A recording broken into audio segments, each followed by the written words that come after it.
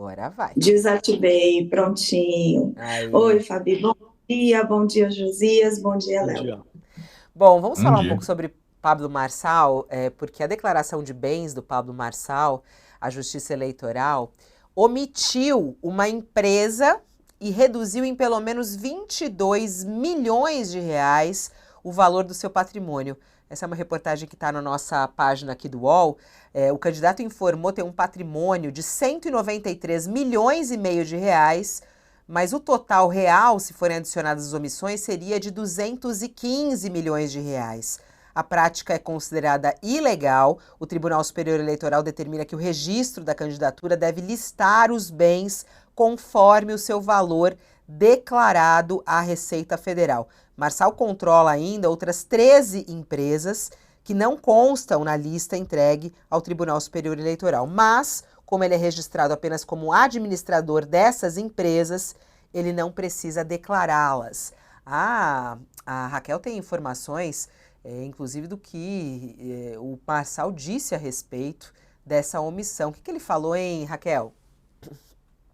Fabiola, essa é uma reportagem, né, da nossa equipe de política aqui do UOL, em que eles vão batendo o que foi declarado pelos candidatos com o que está na Receita Federal e esbarraram aí nessa informação importante dessa omissão na declaração de Pablo Marçal, que dá uma omissão de 22 milhões de reais.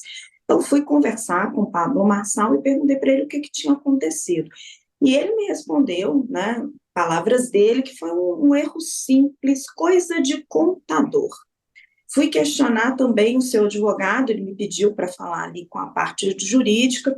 Segundo os advogados do Pablo Marçal, teria ocorrido um erro de digitação na hora dos contadores fazerem a declaração e que eles estariam encaminhando a revisão dos dados para o Tribunal Superior Eleitoral, que ainda estaria dentro do prazo para fazer isso. Falei também com estrategistas ali dentro da campanha do Marçal, e o que eles estão defendendo é o seguinte: olha, não foi intencional.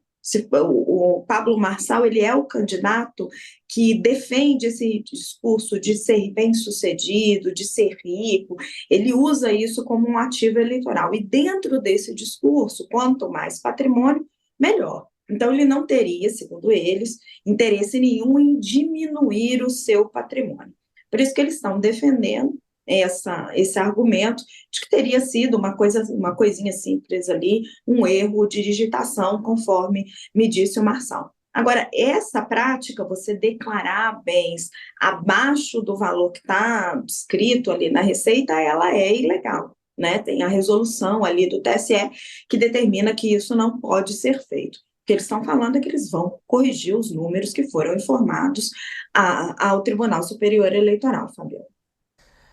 O Sakamoto, ele fala, né, é um erro simples.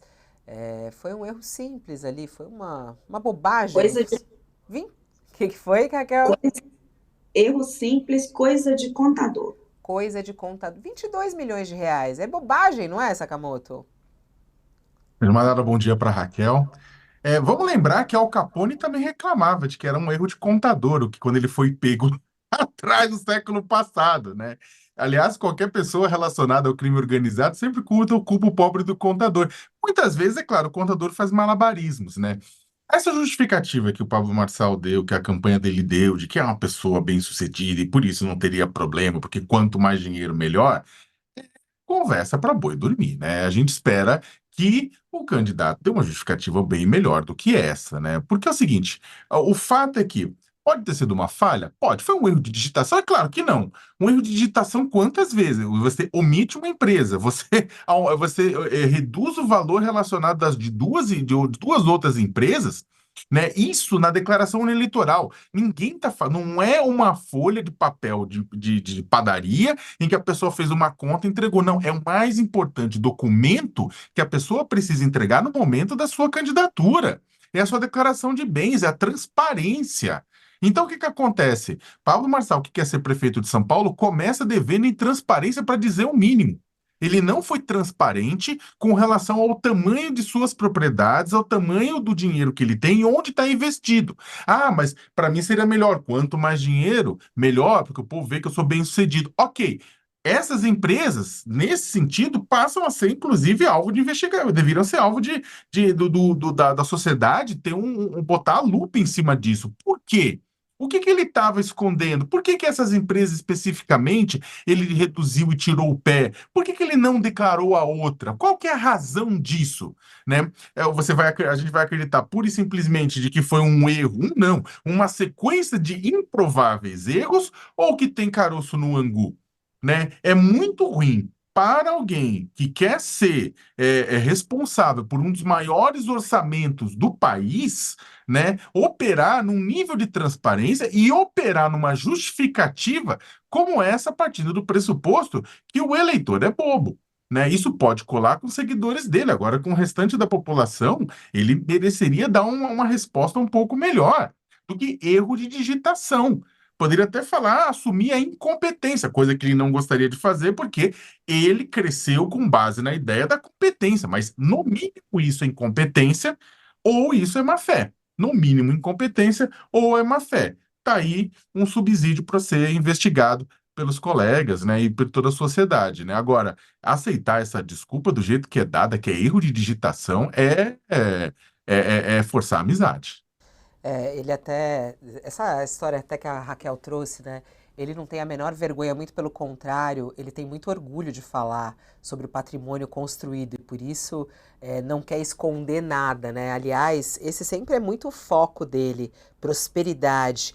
Todos podem ser ricos. Você pode ganhar dinheiro de maneira muito fácil e muito rápida, né? Foi quando a gente perguntou na sabatina para ele sobre o salário do prefeito, ele falou: salário?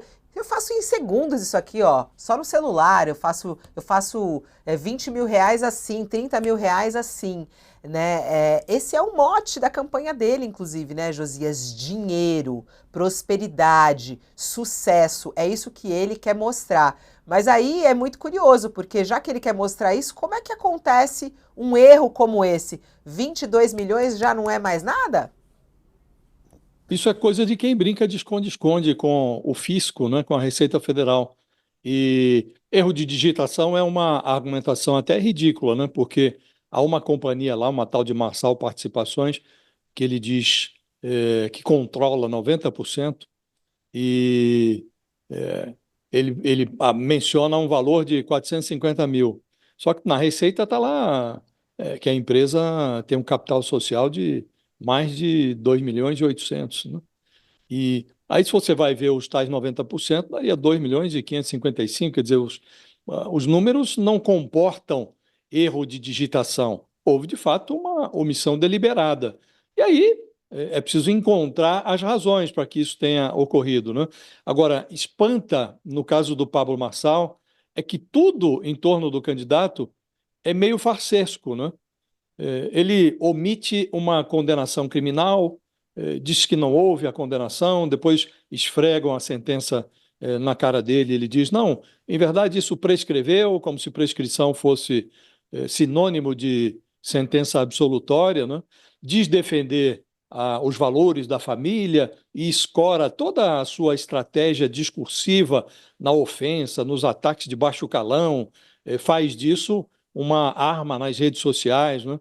E se vende como um milionário bem-sucedido e, ao declarar os bens à Justiça Eleitoral, omite 22 milhões, omite participação em empresas. Então, vai ficando uma aparência de um candidato fake, né? Tudo em torno dele tem algo de falso. Agora, isso tem feito um tremendo sucesso junto ao eleitorado, né? Porque ele não está propriamente numa posição desvantajosa nas pesquisas. Não está liderando, mas também não está no pelotão, no pelotão que exibe lá os piores índices de intenção de voto. Então, algum êxito eleitoral ele está tendo, né? E é possível que, com tanta informação esquisita em torno do candidato, é possível que um pedaço do eleitorado se anime a lançar um olhar mais atento para o Pablo Marçal. De riqueza.